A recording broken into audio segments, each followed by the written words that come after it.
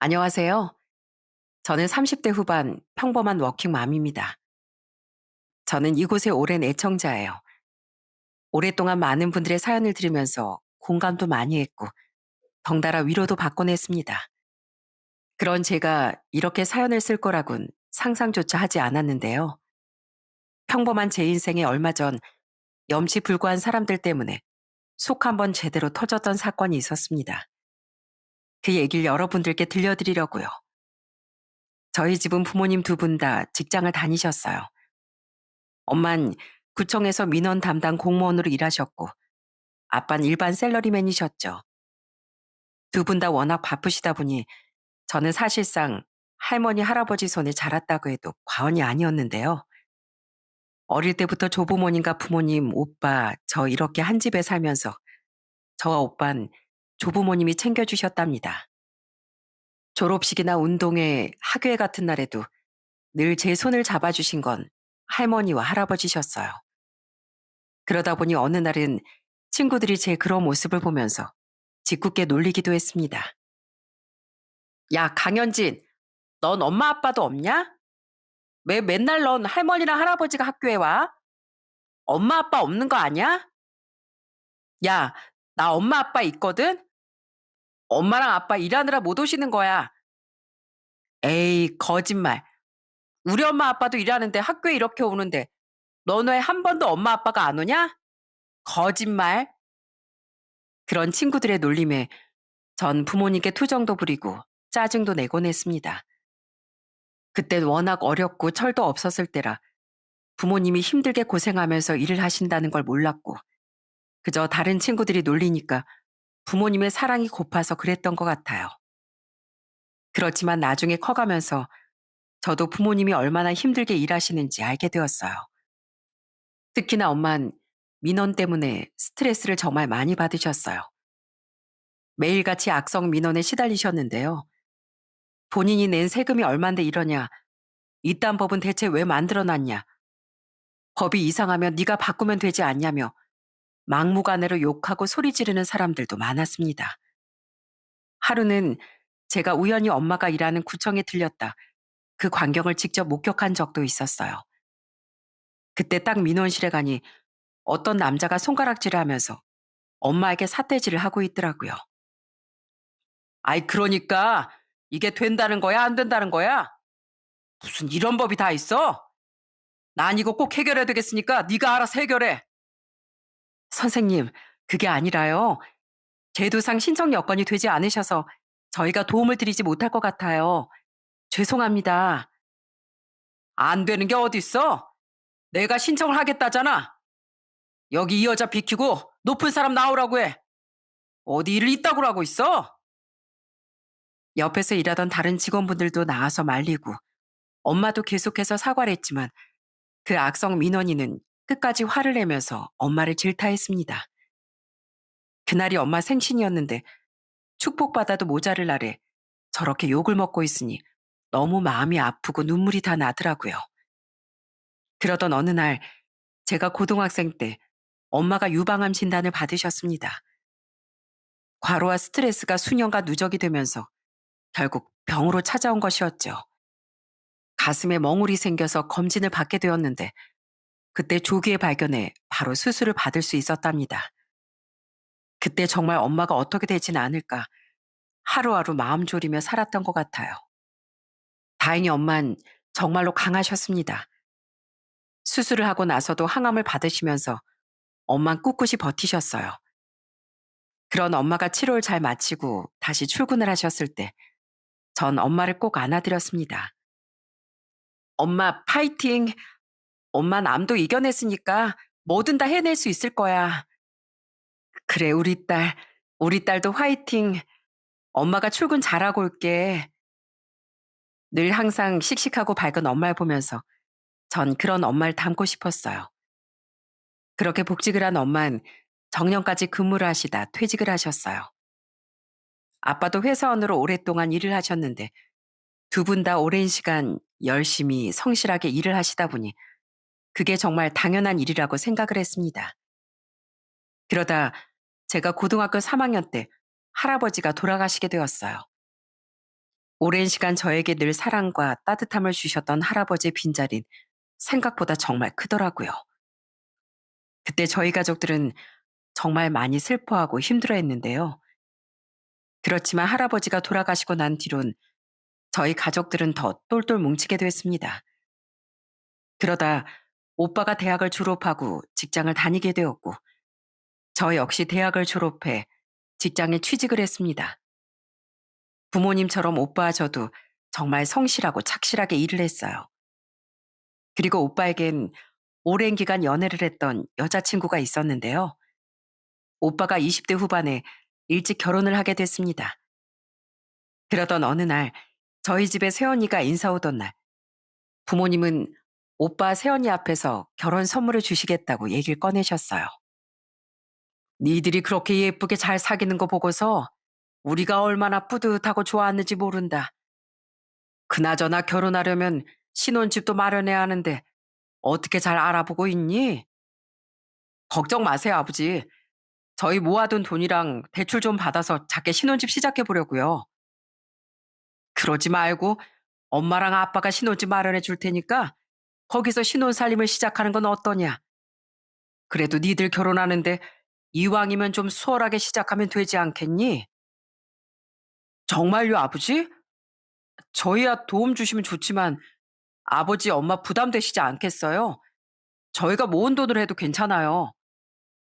요즘 시대에 집 한 채 사는 게 얼마나 오래 걸리는데. 그래도 이렇게 우리가 도움 줄 수 있을 때 바꿔라. 언제 이렇게 받을 수 있을지 모르지 않냐?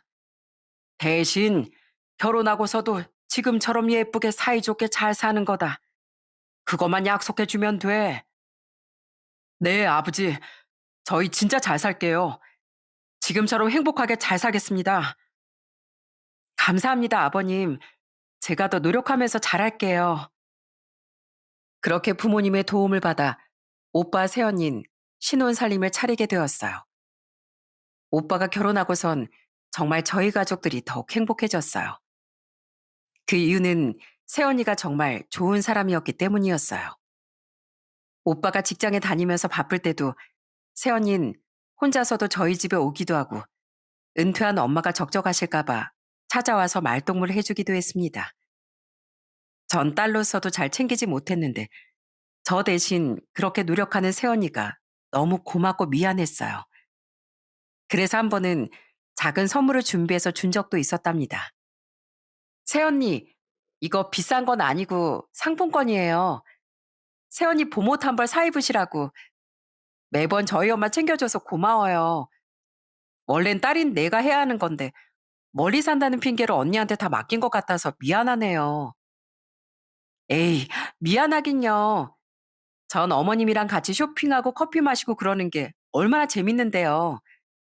어머님 예전에 일하시면서 겪었던 얘기들 들을 때마다 얼마나 재밌는지 몰라요.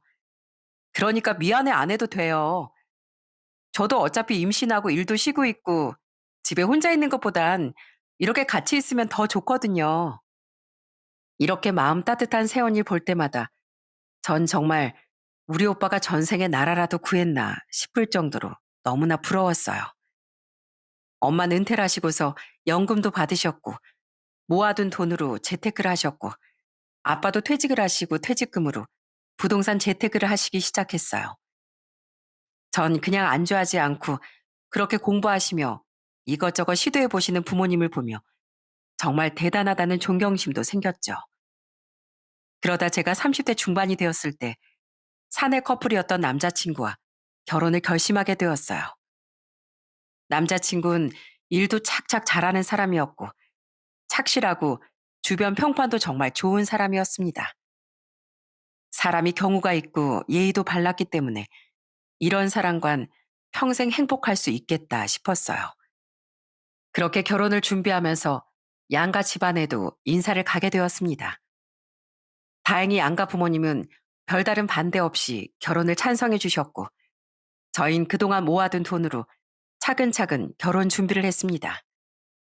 그러다 어느 날 집에 갔는데 아빠가 절 조심히 부르시더라고요. 현진아, 바쁘냐? 요즘 결혼 준비는 잘 되고 있어? 뭐 도와줘야 하는데 아빠가 도와주지도 못하고 미안하다. 에이, 우리가 결혼하는데 당연히 우리가 준비해야지. 무슨 아빠가 미안해. 미안할 거 없어. 그보다 사실 아빠랑 엄마가 너한테 미안한 게 좀 있다. 나한테 미안한 거? 그게 뭔데? 너희 오빠 결혼할 땐 집 한 채를 해줬잖아. 너 결혼할 때도 당연히 해줘야 하는 건데 지금 엄마 아빠 돈이 여기저기 묶여져 있어서 당장 해주질 못하겠구나. 미안하다. 엄마랑 아빠가 나중에 꼭 하나 해주마. 알았지? 솔직히 처음엔 결혼할 때 부모님께서 별말이 없으시길래 조금 서운한 마음도 있었습니다. 없다면 거짓말이겠죠. 그렇지만 이건 이해할 수밖에 없는 일이었어요. 엄마 아빠도 퇴직하고서 생활비를 해야 하니 투자를 했던 거고 그게 묶여 있었던 거니까 어쩔 수 없는 일이었습니다. 그래도 제가 결혼할 때 오빠 새언니에게 아주 큰 선물을 받았어요. 그건 바로 결혼 자금으로 1억을 준 것이었죠. 현진아, 아버지한테 들었어. 돈이 묶여 있어서 당장 도와줄 수 없다고 속상해 하시더라. 그래서 말인데, 나랑 새언니가 너 결혼 자금 1억 정도 보태줄까 하는데, 뭐? 1억씩이나? 아유, 됐어, 오빠. 너무 큰 돈이고, 오빠랑 새언니도 이제 조카 태어나면 돈도 차곡차곡 모아야 하는데, 난 괜찮아. 아가씨, 아니에요. 어머님, 아버님이 저희 편하게 살라고 집도 해주셨는데, 저희도 어떻게든 보답이라도 해드리고 싶었는데, 부담 갖지 말고 받아요. 저희가 해주고 싶어서 그래요. 언니, 오빠, 고마워. 진짜 내가 잘할게. 말로만? 장난이고, 아버지가 우리 집 사주실 때도 잘 사는 게 보답하는 거라고 하셨거든. 너도 결혼해서 잘 살아. 그게 보답하는 거야. 그렇게 저희 집에선 오빠 새언니가 1억을 보태주게 되었습니다. 그렇지만 시댁은 그런 상황이 아니었어요. 시댁은 좀 집이 되게 가난한 상황이었거든요. 남편보다 어린 신우가 둘이나 있었고, 시부는 은퇴를 하시고 치킨집을 운영하셨는데 잘 되지 않아 얼마 못 가 망하셨고, 시모는 세신사로 평생 일을 하셨어요. 그러다 보니 시댁은 좀 형편이 많이 기울어진 상황이라 남편이 결혼할 때 한 푼도 보태주시지 못하셨습니다. 그래서 오빠가 준 돈 1억과 남편과 제가 모은 돈을 가지고 전셋집을 얻어 결혼 생활을 시작하게 되었어요. 그런데 결혼하고 나서 보니까 시댁의 문제가 한두 가지가 아니더라고요. 푼수 같은 두 시누이와 그 시누를 두둔하는 시모 때문에 이래저래 머리 아픈 일들이 많았답니다. 어느 날은 시모가 본인이 일하는 목욕탕으로 절 부르셨어요. 할 말이 있다며 부르시고선 갑자기 저한테 때를 밀어주겠다고 하시더라고요. 그땐 결혼한 지도 얼마 되지 않아 친해지려고 노력하던 시기라 그냥 묵묵히 시모 요구를 따랐습니다. 그런데 시모가 부른 건 제 때를 밀어주려고 부르신 게 아니었더라고요. 갑자기 때를 미시다가 뜬금없는 소리를 하셨습니다. 예, 네 둘째 신우 있잖니? 이혼해가지고 기운이 확 꺾여서 직장도 못 다니고 이래저래 힘들잖니. 그렇다고 이렇게 놔둘 수도 없고 가게 하나만 좀 차려주면 안 되겠니? 그래도 걔가 옷 입는 센스가 있잖니? 가게 차리면 잘할 것 같은데. 네? 둘째 시누이 가게를요? 그래, 옷가게 하나만 차려다오. 오빠 좋다는 게 뭐야? 너도 결혼했으니까 식구들을 챙겨야지. 너도 나중에 되면 네 시누이가 밥벌이 하는 게 좋을걸? 그러니까 니들 둘이서 잘 의논해봐. 남편한테 말하시지. 왜 저한테 그런 말씀을 하세요? 아유, 걔는 내가 그런 말하면 아주 칠색팔색을 해. 지 동생 잘 되게 도와주는 건데 뭐가 그렇게 싫은지 원. 여자 마음을 몰라도 너무 모른다니까. 그러니까 네가 같은 여자잖니. 네 말이라면 그래도 우리 아들이 잘 들으니까 잘 설득해봐. 시모는 남편에게 말을 해도 통하지 않을 것 같으니 제가 만만했는지 저한테 신우 옷가게를 열어달라고 부탁을 하는 거였어요. 그걸 듣고서 더 기가 차더라고요. 본인 아들을 설득도 못하는데 제가 어떻게 하겠습니까? 그래서 전 거절을 했어요. 네?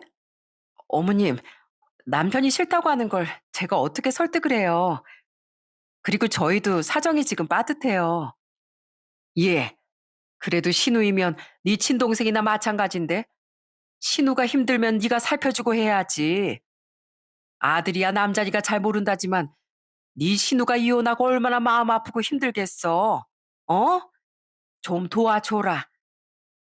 안 돼요, 어머님. 저희 지금 여윳돈이 없어요. 아시잖아요. 저희 모아둔 돈도 전셋집 구하는 데 다 쓴 거요.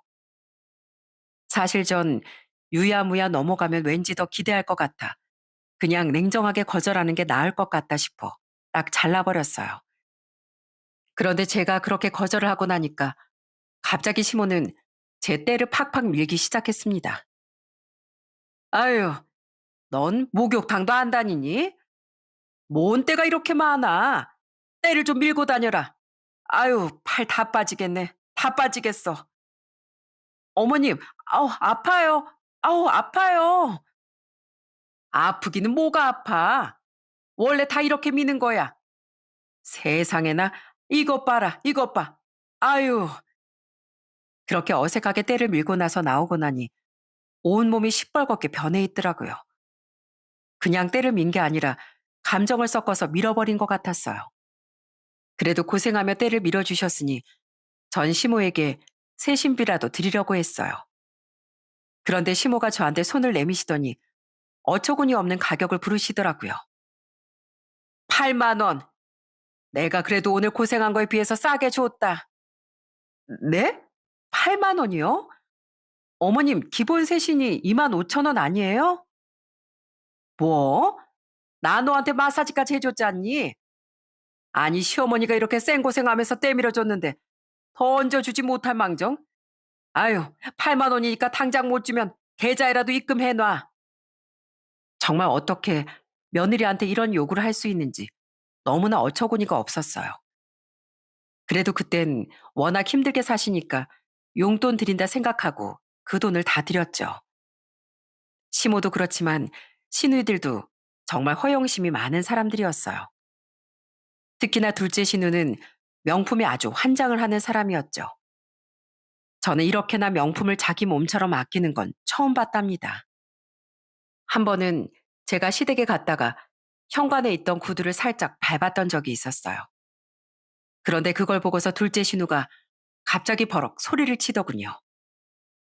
아, 언니, 우리 아기를 밟으면 어떡해요? 아, 이걸 어쩜 좋아? 아기야, 많이 아팠지? 아, 언니, 왜 바닥을 안 보고 그냥 막 걸어요? 뻔히 신발이 놓여져 있는데 그냥 놔두면 어떻게 하자는 거예요? 어머, 미안해요. 신발이 여기 있는지 몰랐네. 야, 넌 그렇게 아가아가 하면서 귀한 거면 어디 잘 보관이라도 해놓던가. 사람들 오고 가는 그 자리에 그냥 구두 떡하니 전시해 두고선 뭘 밟았네 어쩌네 난리야. 별것도 아닌 거 가지고 진짜 유난이다, 유난. 오빠가 뭘 알아. 이게 얼마나 귀한 건데. 우리 아가 아팠지? 언니, 다음부터 좀 조심하세요. 이거 스크래치라도 나면 어쩌려고 그래요? 내 몸보다 더 소중하게 아끼는 건데 이번 한 번만 봐주는 거예요? 알았죠? 아니 그렇게 귀중하면 남편 말대로 어디 소중하게 잘 보관을 해뒀어야 하는 건데 명품은 아낀다고 또 아끼면서 보관은 아주 엉망진창으로 해놓은 둘째 신우였습니다. 그때마다 남편이 제 편을 들어주면서 크게 화를 내기도 했지만 점점 시누이들이고 시모고 제 마음을 슬슬 긁기 시작하더라고요. 어느 날은 시댁에 다 같이 모여서 밥을 먹는데 신우들과 시모가 갑자기 저한테 웃으며 말을 걸었습니다. 예, 넌 요즘 뭐 피부 관리 하는 거 있니? 피부 관리요? 아니요, 뭐 별다른 거 안 하는데요. 왜요? 야, 거 봐라, 거 봐. 네 새언니 피부 아무것도 안 한다고 했지? 언니, 진짜 아무것도 안 해요? 아, 언니 나이면 이제 관리해야 될 텐데. 아니, 내가 너무 속상해가지고 우리 오빤 팽팽하고 주름도 없는데 언니는 어쩜 볼 때마다 주름이 하나씩 늘어요? 오빠가 뭐 속상하게 하는 거예요? 나 아까 진짜 언니 보면서 너무 속상해서 눈물 나올 뻔했잖아. 예, 네 오빠가 뭘 속상하게 해. 제가 관리를 안 하는 거지 뭐. 얘 며느라, 너도 네 신우들 따라서 피부 관리 좀 해라. 남들 보면 우리 아들이 너 속썩이는 줄 알겠다. 어쩜 네 시누이들이랑 몇 살 차이도 안 나면서 한 10살은 넘게 차이나 보인다. 그러면서 제 앞에서 깔깔대며 웃는데 정말 표정을 어떻게 해야 할지 난감하더라고요. 웃지도 화내지도 못하겠더군요. 결혼한 지 얼마 되지 않은 상황에서 겪은 일이라 당황스럽기도 했는데 그때 남편이 나섰어요. 뭘 10살이나 차이가 나. 오버하지 마, 엄마. 남들이 우리 와이프 20대인 줄 알아. 어쩜 저렇게 잡티 없이 하나 깨끗하냐고. 다들 그런 소리 하는데 무슨 그런 억지야? 그리고 니들은 관리해서 그 정도면 그냥 안 하는 게 낫지 않냐? 돈만 바닥에 버리지 말고 그 돈으로 생활비 좀 보내라. 아이, 오빠는 왜 자꾸 그런 소리를 해? 진짜 짜증나. 남편의 말에 시누이들은 툴툴대며 더 이상 말을 하진 않았어요. 그때 딱 느꼈던 것 같습니다. 시댁에서 절 생각하는 게 정말 자신들보다 한참 밑이라고 생각하는구나 하고 느꼈죠. 그래서 더 이상은 저도 가만히 참아선 안 되겠다 싶었어요. 그러다 한 번은 사건 하나가 터졌습니다. 이혼하고서 시댁에 들어와 살고 있던 둘째 신우는 반려견 한 마리를 키우고 있었는데요. 그날 그 반려견이 제 가방에 그만 실수를 하고 만 거였어요. 그런데 그 가방이 엄마가 결혼 선물로 사주신 명품 가방이었는데 정말로 제가 아끼던 가방에 실수를 하니 표정을 숨길 수가 없더라고요. 그걸 보고선 시누이가 오히려 더 기분 나빠하면서 말을 하는 겁니다. 언니, 우리 애가 좀 실수할 수도 있는 거지. 어떻게 표정을 그렇게 지어요? 그럴 수도 있는 거지. 아가씨, 그럼 미안하다고 아가씨도 사과를 해야 되는 거 아니에요? 아유, 미안해요, 미안해. 뭐 물어주기라도 해요? 딱 봐도 짝퉁 같구만. 뭐 2만 원이나 돼요? 2만 원이요? 아가씨, 여기 보증서 있으니까 이거 보고 가격 찾아서 물어줘요, 그럼. 아가씨가 물어준다고 했어요. 그렇게 둘째 신우에게 건넨 보증서엔 정말로 찐 정품이라는 검증이 딱 되어 있었어요. 300만 원짜리 명품 가방이고 검색하니 바로 딱 가격이 나오는데 그걸 보고서 둘째 신우의 눈빛이 조금 흔들리긴 하더라고요. 그런데 역시나 둘째 신우는 끝까지 뻔뻔했습니다. 어머, 진짜였네? 진짜 명품 가방이었어요?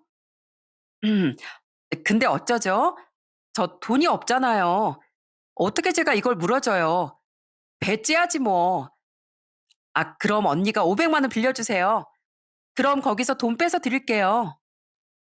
정말 이 말을 듣는데 진짜 제 동생들이었으면 제대로 군기 한번 잡았을 상황이었을 걸. 정말 겨우겨우 참았네요. 그런데 더 기가 막힌 건 옆에서 둘째 신우 말에 맞장구를 치고 있는 시모였습니다. 아유, 그래, 그래. 이왕 이렇게 된 거, 네 신우한테 돈 좀 빌려줘라. 그래야 네 가방값도 물어줄 거 아니야. 돈 빌려주기 싫으면 뭐 하늘 수 없고. 신우가 돈도 없는데 어떻게 저걸 물어주니? 어머님, 그럼 어머님이 물어주시겠어요? 뭐?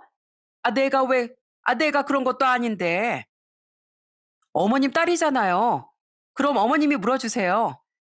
아가씨가 못 물어주면 어머님이 주셔야죠. 허참, 넌 꼭 그걸 끝까지 받아야 되겠니?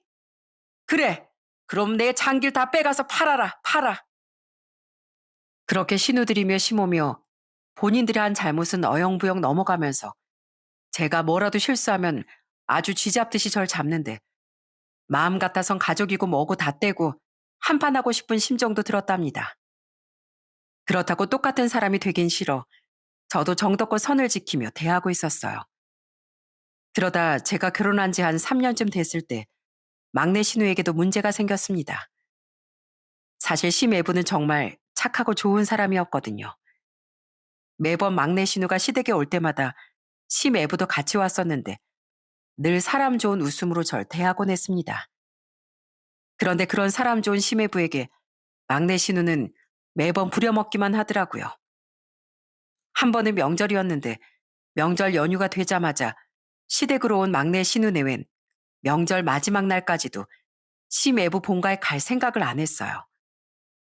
하다못해 남편이 말을 꺼내자 그때서야 심애부도 웃으며 막내 신우에게 말을 했습니다. 야, 너는 이 시댁 안 가냐? 명절 연휴가 이렇게 길었는데 한 번을 안 가. 아무리 그래도 가서 인사내야지. 얼른 매제랑 가. 그래, 여보. 부모님도 기다리시는데 오늘 잠깐이라도 갔다 오자. 이제 가면 바로 올라오긴 해야 할 것 같아. 그래? 그럼 당신만 갔다 와. 난 거기 영 불편해가지고 어차피 오래 못 있는다며. 좀 일찍 말하지 그랬어. 난 생각도 못하고 있었네. 자기 집은 자기가 챙겨야지. 아, 어쨌든 난 별로 가고 싶지도 않고 피곤하니까 당신만 얼른 혼자 갔다 와. 뭐? 여보, 아무리 그래도 명절인데 얼굴은 뵈야지. 얼른 갔다 오자. 아, 왜 그래? 안 간다니까. 아, 나 피곤해, 피곤. 더 말하기 싫으니까 당신 혼자 갔다 와. 나 자고 있을게. 오면서 전화하면 나갈 테니까 전화해. 그날 진짜 막내 신우이가 하는 말을 들으면서 저도 며느리지만 어떻게 저런 며느리가 있는지 이해가 가지 않았어요. 그때 심해부는 그래도 처가댁이라 화도 못 내고 속으로 화를 삭히는지 얼굴이 붉어진 상태로 말없이 시댁을 나가더군요. 뒤따라 나선 남편이 나가서 한참을 달래주고서 들어왔는데 바로 막내 신우에게 아주 엄청나게 화를 냈습니다.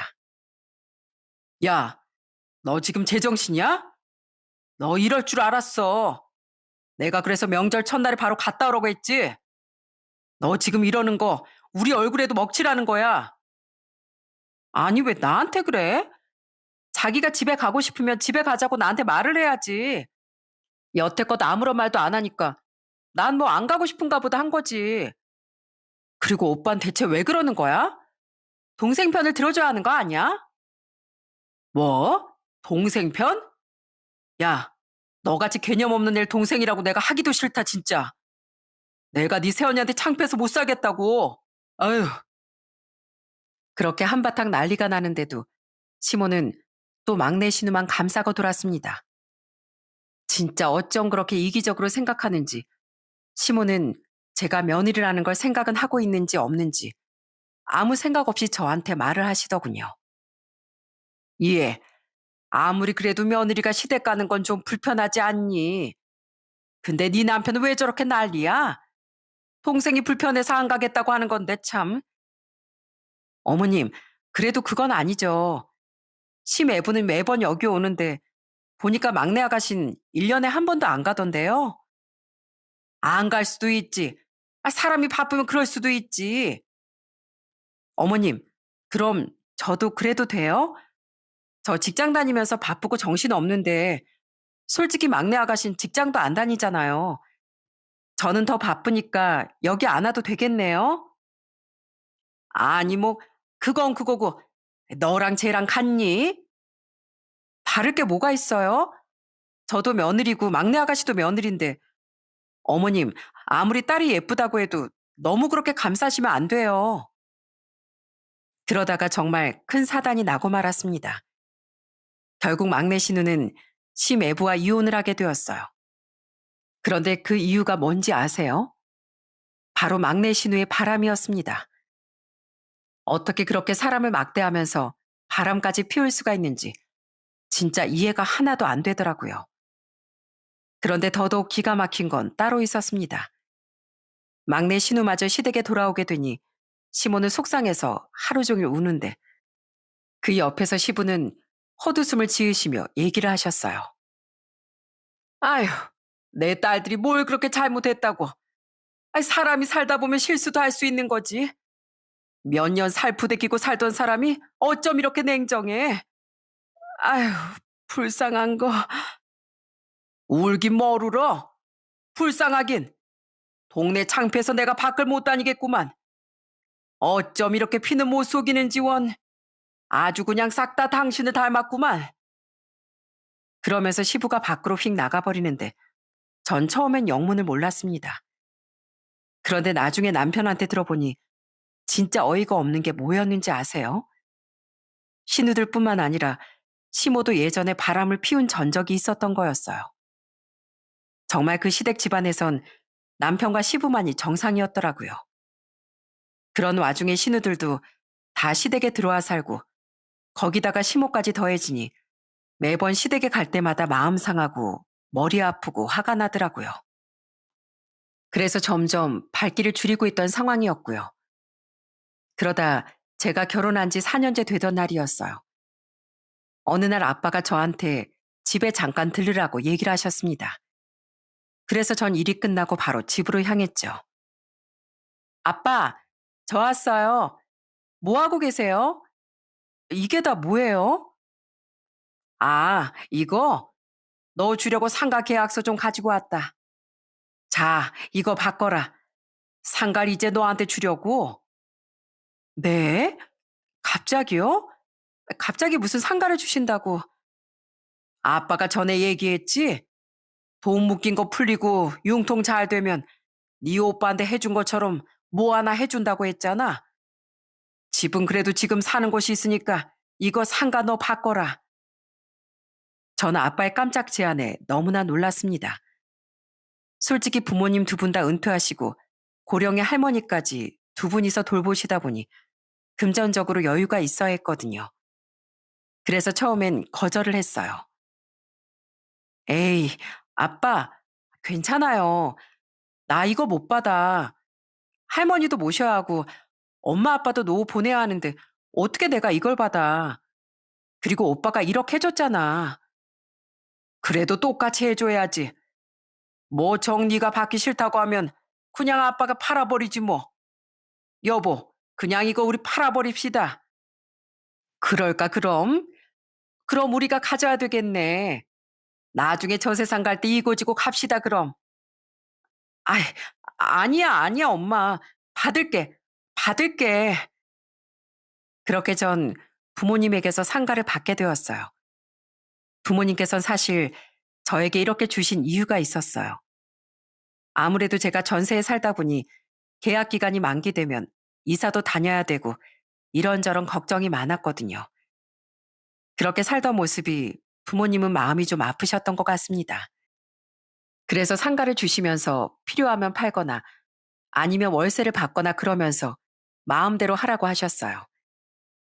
여기서 나오는 사연들을 들어보면 남자 형제들만 특혜를 주고 여자들은 차별당한다는 그런 사연들도 종종 올라오는데 저희 부모님은 정말 감사하게도 그런 게 전혀 없었답니다. 그렇게 상가를 받고 나서 얼마 뒤 시모에게서 뜬금없이 전화가 왔어요. 알고 보니까 남편이 소갈머리 없이 그걸 시댁에다 말을 했던 거였어요. 시모는 전세 만기 때가 되니까 집을 어쩔 거냐 하면서 물어봤던 건데 거기다 대고 상가를 받아서 그걸 처분해 집을 알아보려고 한다느니 이런 걸 다 얘기를 했던 거죠. 그러니 제가 전화를 받자마자 시모가 아주 난리가 났더라고요. 예, 너 집에서 상가 받았다며? 어디니? 위치가 어디야? 네? 아, 그게 그냥 작은 상가예요. 뭐 크지는 않고. 근데 왜요, 어머님? 아니, 내가 좀 궁금해서 그러지. 거기 뭐 지금 입주한 사람은 있고? 아니요. 얼마 전에 계약이 만기돼서 마침 비어 있어요. 그래? 알았다. 처음엔 시모가 별말 없이 끊었습니다. 그래서 저도 별 생각을 하지 않았어요. 사실 저희는 고민을 정말 많이 했습니다. 이걸 어떻게 해야 하나, 상가에 입주할 사람을 구해야 하나, 처분을 해야 하나, 이래저래 고민하며 하루는 상가에 가 고칠 곳은 없는지 상태를 둘러보고 있었어요. 그런데 그때 어떻게 알았는지 시모랑 시누이들이 바로 그 상가에 왔더라고요. 어? 어머님, 아가씨들까지 어떻게 여기로 오셨어요? 아유, 넌 이런 게 있으면 바로바로 얘기를 해야지 원. 보자. 여기가 네 상가니? 자리는 괜찮은 것 같네. 딱 도로에 맞닿아 있고 유동인구도 많은 곳이니까 딱 좋다. 딱 좋아. 그치, 엄마? 여기 위치가 진짜 대박이다. 대박. 우리 세원이가 이렇게 대단한 줄 나 진작에 알았다니까. 근데 뭐 왜 여기까지 어떻게 오신 거예요? 시모와 시누이들은 제 물음에도 절 쳐다보지도 않고 이곳저곳 둘러보기 바빴습니다. 그러면서 말론 웬일인지 절 칭찬하더라고요. 여기가 복합상가지? 3층이니까 딱 좋네. 높이도. 며느라, 고생하고 있다. 상가 여기저기 둘러보려고 온 거야? 이런 거 가족들 다 와서 같이 하면 되지 뭐. 왔다 갔다 힘들지 않니? 언니, 어깨 아프죠? 제가 어깨 좀 주물러 드릴까요? 그래, 그래. 네가 세연이 어깨 좀 주물러 봐라. 그래, 며느라. 밥은 먹었어? 우리 밥이나 먹으러 가자. 내가 점심 쏘마. 맛있는 거 먹자. 먹으면서 천천히 얘기하고. 아니, 그러니까 어머님이랑 아가씨들이 왜 여기로 오셨냐고요? 자꾸만 슬슬 말을 돌리며 저한테 이상하게 잘해주는 척하는 게 수상하더라고요. 그래서 계속 왜 왔는지 제가 그 의중을 물었어요. 그랬더니 결국 시모가 실토를 하더군요.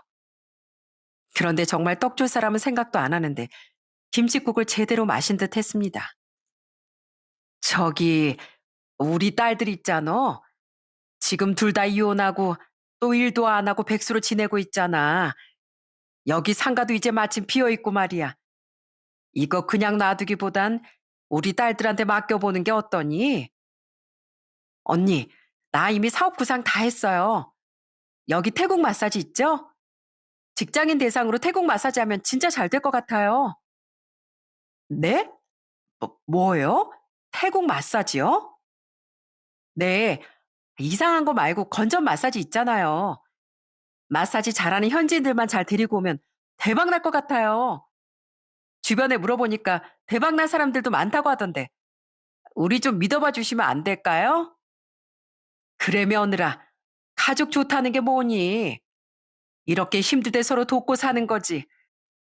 얘들도 그래도 능력 좋은 애들이야.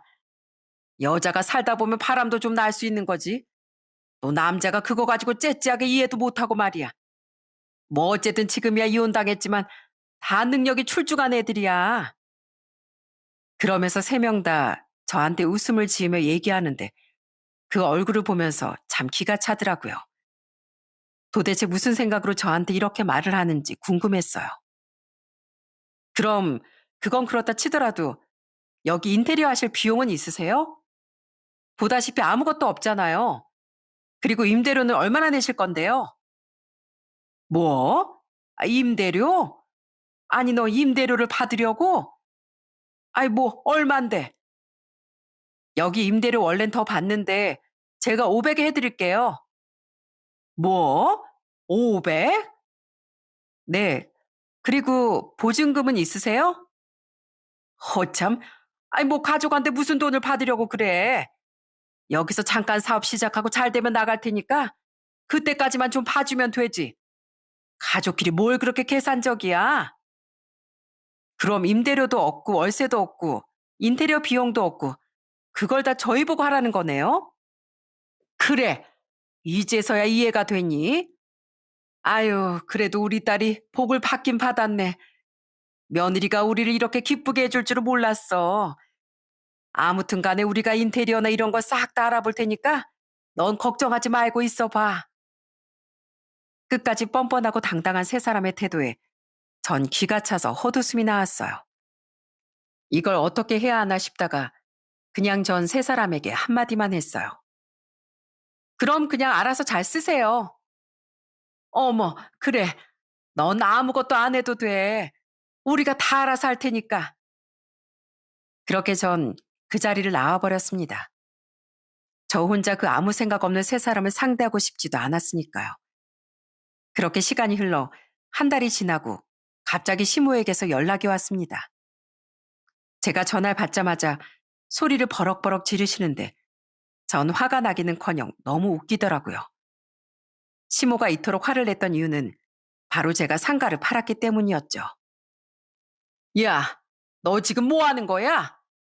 여기 상가 너 팔았어? 너 어떻게 그럴 수가 있어? 우리가 여기 쓴다고 그렇게 말을 했는데 어떻게 그럴 수가 있냐고? 너 지금 나랑 장난하자는 거니? 어머님, 제가 언제 거길 쓰라고 했어요? 마음대로 하라고 했죠. 네가 어떻게 우리를 이렇게 배신을 해? 이제 공사도 시작하려고 하는데 우리가 태국 사람들 다 섭외해가지고 계약금도 다 물었는데 네가 이제 와서 이러면 어쩌자는 거야? 어떻게 그럴 수가 있냐고? 어머님, 진짜 염치가 없으셔도 정말 너무 없으시네요. 지금까지 저희 결혼할 때 뭐 숟가락 하나라도 해주셨어요? 아니면 저한테 한 번이라도 잘해주신 적 있으세요? 사람이 가는 게 있으면 오는 게 있어야지. 오는 것도 없는데 제가 뭘 해줍니까? 뭐? 너 지금 그걸 말이라고 하니? 며느린 당연히 시댁에 잘해야지. 어느 옛날에 적 얘기하시는지 모르겠는데요. 요즘 며느리 이렇게 하대하면 안 되는 거 모르세요? 상식적으로 생각을 좀 해보세요. 자기들 잘못 때문에 이혼당한 시누이들 끝까지 정신 못 차리고 개념도 없고 나이값도 못하고 푼수 같은데 답도 안 나오는 두 사람을 누가 투자해요? 아휴, 그렇다고 거길 팔면 어떻게 하니? 거기 위치가 얼마나 좋은데. 끝까지 제 말은 이해도 안 하고 본인들 생각만 하는 게 정말 더 이상 대화가 통하지 않겠다 싶더라고요. 그래서 전 더 냉정하게 얘기를 했어요. 솔직히 거기 상가 제 거예요. 저희 부모님께서 저한테 물려주신 거라고요. 그런데 거기다가 마사지 샵을 열어요? 누구 마음대로요? 네가 알아서 잘 쓰라고 했잖아. 왜 한 입으로 두 말 하는 거야? 한국말 못 알아들으세요? 알아서 잘 쓰시라고 했잖아요. 알아서요. 너 지금 나랑 말장난하는 거니? 너 지금 어디야? 당장 이거 다시 못 돌려놔? 아, 끝까지 정말 말이 안 통하시네요. 어머님이나 저나 똑같은 사람이에요. 서로 존중하고 예의를 지켜야죠. 어떻게 일방적으로 절 이렇게 무시하세요? 제발 어머님 정신 차리세요. 어머님이 그렇게 딸들 오냐오냐 다 받아주면 딸들 평생 정신 못 차립니다. 그리고 거기 마사지는 무슨 학원 들어오기로 했거든요? 그러니까 제발 정신 좀 차리세요. 전 그렇게 전화를 끊어버렸습니다. 정말 본인들이 거길 진짜 쓸 수 있을 거라고 생각을 했는지 인테리어 한다고 알아보고 계약금도 좀 넣어두고 태국에서 일하는 분들 알선해주는 사람한테 계약도 싹 해놓고 동분서주하며 알아보고 다녔던 모양이었어요. 그렇게 알아보면서도 저한테는 한마디 말도 안 하고 진짜로 그 상가를 써도 되는지 물어보지도 않았던 거였죠. 그런데 전 남편하고 상의를 한 끝에 그 상가를 팔기로 했었거든요. 그때 저도 딸 둘을 낳아 이래저래 미래를 생각해야 할 때고 계속 이사를 가는 것도 힘드니 이젠 안정적인 우리 집이 좀 필요한 것 같다 생각하고 있던 찰나였는데 부모님께 말씀드리니까 흔쾌히 허락도 해주시고 바로 상가를 사겠다는 분도 나타나 일사천리로 진행이 된 거였죠. 그 한 달이란 기간 동안 한 번이라도 저한테 다시 물어보고 말이라도 했으면 모를까. 자기들끼리 북치고 장구치고 다 해놓고선 저한테 저렇게 화를 내니 정말 어처구니가 없었어요. 남편은 그 뒤로 시댁에 가서 싹 다 정리를 하고 왔습니다. 절대로 저한테 연락하지 말라며 전화번호도 싹 지우고 다시 한번 저에게 그런 행동을 할 시엔 아예 시댁과 연을 끊겠다며 선언을 하고 왔더라고요. 그랬더니 시부는 아주 난리가 났고 다 쫓아내겠다고 하시는 걸 시누들과 시모가 싹싹 빌어 겨우 시댁에서 지낼 수 있게 되었답니다. 그리고 결국 시누이들이고 시모고 저에게 아무 소리도 못하고 조용해졌죠. 그렇게 저희는 상가를 처분하고 집을 구하게 됐습니다. 그리고 시모와 시누들은 어떻게 됐는지 아시나요? 시모는 사실 60대 후반이신데 세신 사이를 그만두시지도 못하고 매일같이 힘들게 일을 하시고 계시답니다. 그때 상가 공사며 이것저것 계약금으로 땡겨다 쓴 돈들을 다 갚아야 하니 일을 쉴 수가 없던 거였어요. 거기다가 생활비도 해야 하니까 하루에도 몇 탕씩 세신 일을 하고 계십니다. 그런데 철없는 신우들은 그렇게 되고 나서도 정신을 못 차렸는지 제대로 된 직장도 구하지 않아 시모 혼자 아등바등 생활비를 벌고 있고요. 그러다 한 번은 시모가 저에게 연락을 했더군요. 며느라, 내가 진짜 잘못했다. 내가 너한테 그랬던 거 다 벌 받는가 보다. 두 딸이란 애들은 정신도 못 차리고 밖에서 돈 벌 생각은 하나도 안 하고 있고 나만 이렇게 늙어 죽을 때까지 뼈 빠지게 일할 모양이다. 네 말이 옳았다. 네 말이 맞았어. 내가 너무 오냐오냐 키우니까 이젠 엄마가 아니라 돈 벌어 오는 사람 취급만 하고 말이야. 내가 정말 살 수가 없다. 미안하구나. 그나저나 내가 이번 달은 좀 빠듯해서 그런데 우리 아들한테 얘기하지 말고 네가 돈 좀 빌려주면 안 되겠니? 어머님, 저한테 달라고 하지 마시고 딸들한테 나가서 일을 하라고 하세요. 저한테 돈 빌려달라고 하시는 거 보니 아직도 달라지신 게 없는 것 같네요. 이만 전화 끊겠습니다. 후회하는 시모의 목소리를 들으면서 씁쓸하긴 했지만 그래도 어쩌겠습니까? 그 상황은 모두 시모가 만든 거라 생각을 해요. 그 후에는 시모 전화도 다 차단을 했고 남편이 가끔씩 시댁에 다녀오면서 얘기를 해주는데 아주 시댁이 초상집이나 다름없다고 하더군요. 시모는 매번 한숨만 쉬고 신우들은 정신 못 차리고 살고 있다고 들으니까 정신 차리고 개과천선할 일은 먼 일인 것 같습니다. 지금 남편은 온전히 제 편이 되어주고 있고 시댁과는 아예 교류를 안 하게 잘 차단을 해주고 있답니다. 혹시라도 시모가 돈 빌려달까 그럴까봐 철저하게 막아주고 있죠. 그리고 부모님과도 남편이 정말 잘 지내고 있고요. 매번 저희 집에 가면 엄만 남편이 좋아하는 닭백숙을 끓여주시곤 한답니다. 박서방, 이거 다리 좀 먹어보게. 푹 끓여가지고 오늘 유난히 야들야들 살이 부드럽네. 박서방 좋아하는 닭죽도 이따가 해줄게. 그것까지 싹 먹고 가. 장모님, 역시 장모님 백숙은 최고입니다. 저 다른 음식점 가도 장모님 백숙 따라잡는 곳을 한 번도 못 봤어요. 아니, 이런 요리 솜씨로 식당 차리셨으면 아주 맛집으로 대박 나겠는걸요? 그런가, 박서방?